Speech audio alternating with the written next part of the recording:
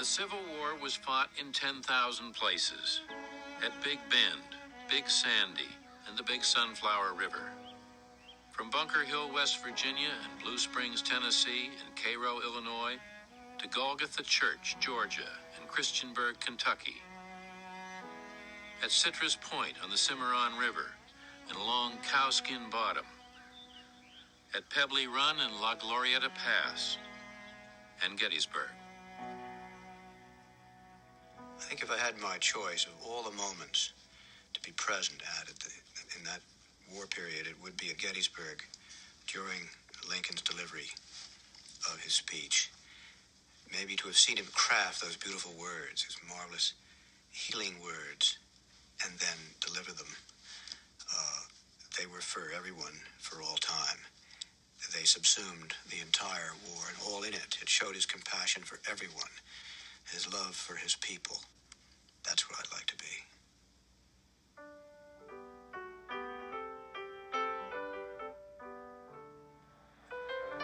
On November 19th, Lincoln traveled to Gettysburg to dedicate the new Union Cemetery.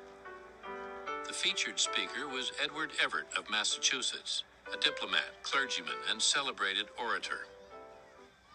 The president had been invited almost as an afterthought to offer a few appropriate remarks.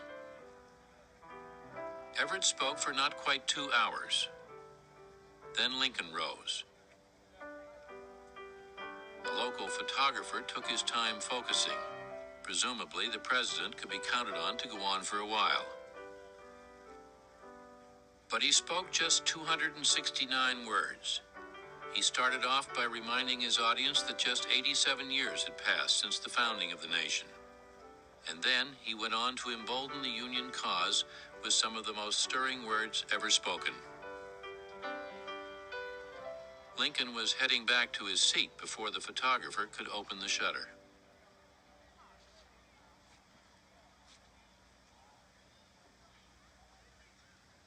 He felt that he had failed, that it was a poor speech, that the people didn't like it. It was so brief, less than 2 minutes. He felt that he had failed. Lehman, his friend Ward Lehman, was sitting next to him on the stand. When he sat down, there was just a sprinkling of applause. And he said, "Lehman, that speech won't scowl. That's what you say about a plow in the prairies when the mud doesn't come off it." The cheek of every American must tingle with shame as he reads the silly, flat, dishwatery utterances of the man who has to be pointed out to intelligent foreigners as the President of the United States. Chicago Times. Dear Mr. President, I should be glad if I could flatter myself that I came as near to the central idea of the occasion in 2 hours as you did in 2 minutes. Edward Everett.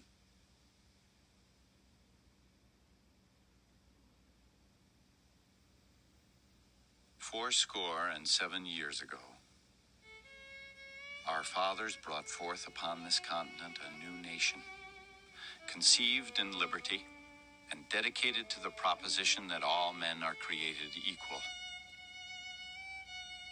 Now we are engaged in a great civil war, testing whether that nation or any nation so conceived and so dedicated can long endure. We are met here on a great battlefield of that war. We have come to dedicate a portion of it as a final resting place for those who here gave their lives that their nation might live. It is altogether fitting and proper that we should do this. But in a larger sense, we cannot dedicate, we cannot consecrate, we cannot hallow this ground. The brave men, living and dead, who struggled here have consecrated it far above our poor power to add or detract. The world will little note nor long remember what we say here, but can never forget what they did here. It is for us, the living, rather to be dedicated here to the unfinished work which they have thus far so nobly carried on.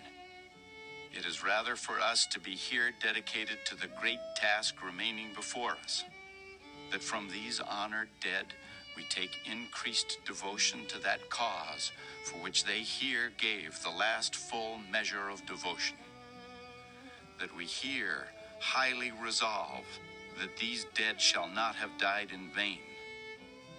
That this nation, under God, shall have a new birth of freedom, and that government of the people, by the people, for the people, shall not perish from the earth.